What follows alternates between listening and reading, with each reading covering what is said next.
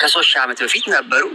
አገዎች ራሱ ከማጋ ነው ከማትገነጠላለህ ብትላችሁ ከትግራይ ብንገነጠል ነው የሚለው አገዎች። ስለዚህ ትስስር በታሪክና በብዙ ነገር ስለሚያገናኝ ማለት ነው። እና እንደዚህ ነው አሁን የህወሓት እና ከነ ካድሬዎቹ ኋላ ቀር ንግግራችሁ ኋላ ቀር ነው። ፖለቲካ ኋላ ቀር ነው። ምናምን ገዢውን አሳምፋት ነገር በዛ ላይ ንቀት አለባችሁ። ሰው ትንቃላችሁ ምናምን እና ይሄ ንቀት ማለት ብልጥ አይደላችሁ። ንግግር ሰው ደግሞ ንግግር ነው ዋናው ነገር። በውስጥ እኮ መጥፎ ነገር እኮ ልታስብ ትችላለህ። መብትህ ግን ሰው ጋር ስትመጣ ግን ጥበብ የተሰጠው እኮ ለሰው ልጅ እኮ ሰለሞን በጥበብ ሀገር እንዲመራ ሀገር እንዲያስተዳድር ንግግሩንም በጥበብ በታከለበት ይሆናል። ህወሓት ጥበብ ይባል ደጋፊዎችን ጥበብ የላቸው እና ሰው ደግሞ በጣም መስሉቁ ህወሓት ትናንትና 4 ኪሎ ነበር። ዛሬ እግሩ ተሰባብሮ ትግራይ ላይ ተከፋፍሎ ግማሹ 4 ኪሎ አለ፣ ግማሹ ህወሓት ትግራይ ላይ አለ። ከዛም ላይ ደግሞ ተከፋፍሎ ሞንጆሪኖና ደብረጽዮን አንድ ላይ እና አለም ገብተዋል። ደግሞ እንደገና ከዛም የተፋፈለ ኤርትራውያኖቹ ራሱ ንቀውታል። ህወሓት ጽምዶ የሚለው ነገር ራሱ አፍርሰውታል።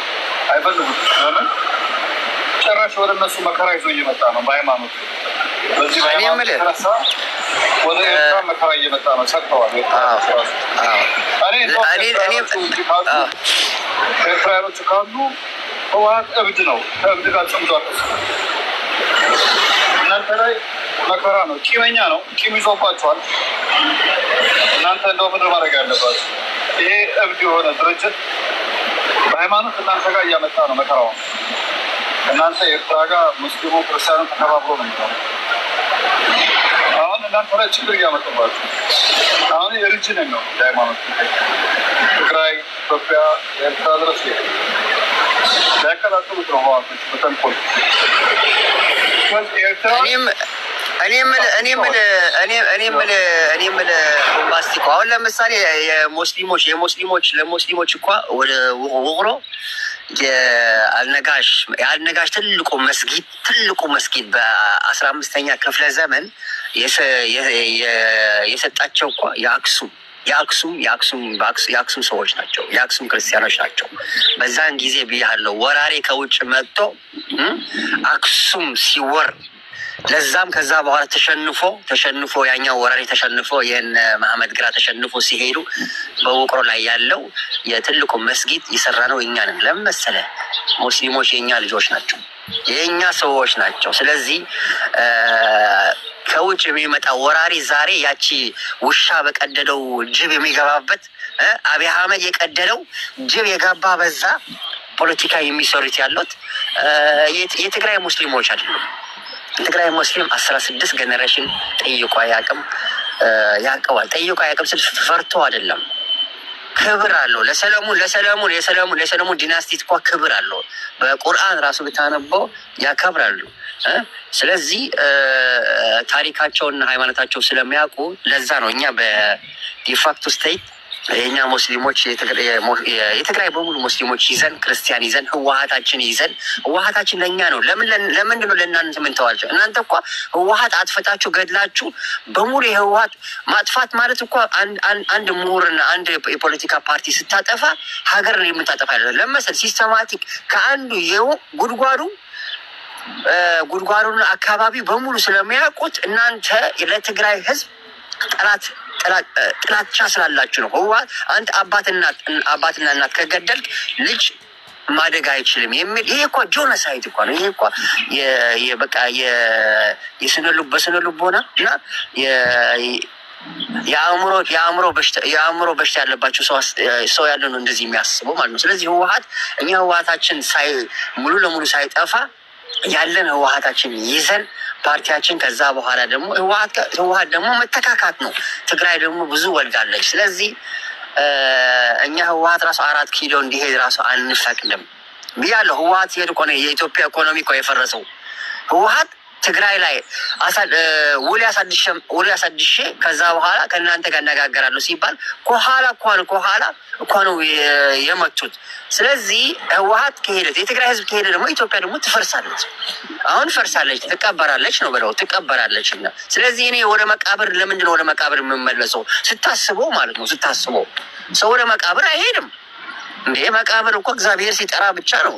እኔ ግን በህይወት እስካለሁ የትግራይ ህዝብ ህይወት እስካለ መዳን አለበት። ሚድን ደግሞ ራሱ በራሱ ሲያስተዳድር ነው። ስለዚህ ዲፋክቶ ስቴት ደግሞ ህወሀት ደግሞ ስብሰባ እያደረገ ነው።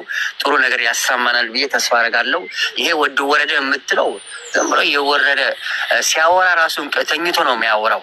እሱ በክብርነቱ 17 ዓመት ተዋግተዋል፣ እናከብረዋለን።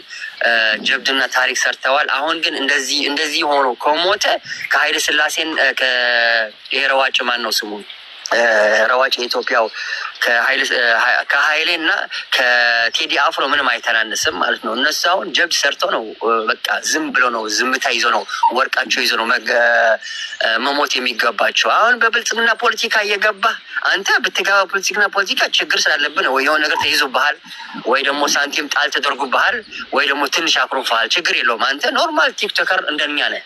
ስለዚህ በአንተ እኔ አላኮርፍም። በትላልቆች ሰዎችን መጠንቀቅ አለባቸው። ይሄ አጎታችን ደግሞ አቦይ ስብሐት ነጋ ደግሞ አውጣው። ይሄ እኮ የ90 ዓመት ሽማግሌ እኮ ነው። እንደዚህ የሆነ የመከላከያ ሰራዊት በቃ ይሄ ይዞ እንዴ ቢላዲን እየያዘ እኮ ነው የሚመስለው። ይሄ ፒክቸር አጥፋው በእናትህ። ይሄ ያሳፍራል። ያሱ ይሄ እኮ አቦይ ስብሐት ነጋ ይኸው በቦሌ አድርጎ እኮ ነው አሜሪካ ሄዶ የታከመው። ስለዚህ አንድ ያለ ትንሽና 2 3 4 ታንክ እና የተወሰነ ጠበንጃ ስላሳያቸው ብልጽግና ፈታው። ከዚህ ብልጽግና እናንተ እንቀጥላለን ካላችሁ መልካም ጨርቅ ያድርግላቸው። የእኛ ደግሞ ዲፋክቶ ስቴት ደግሞ ጨርቅ ያድርግላቸው ብላችሁ ተመኙ። ጥሩ ተመኝ፣ ነገ ደግሞ ጥሩ ታገኛለህ። እኛ ቲፒኤፍ ነን። እኛ ስምረት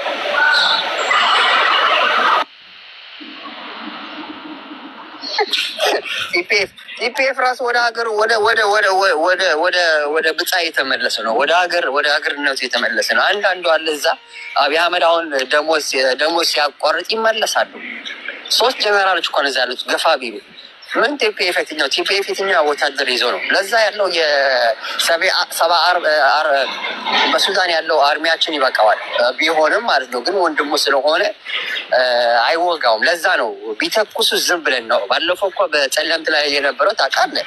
የመከላከያ ሰራዊት በ2 ቀን 2,000 መከላከያ ነው ያዝ ነው። ቲፒኤፍ እዛ ራሱ ገብቶ ሊያግዛቸው ተብሎ ተገዶ በጥበብ ነው የተኮሰ። ስለዚህ ወንድሙ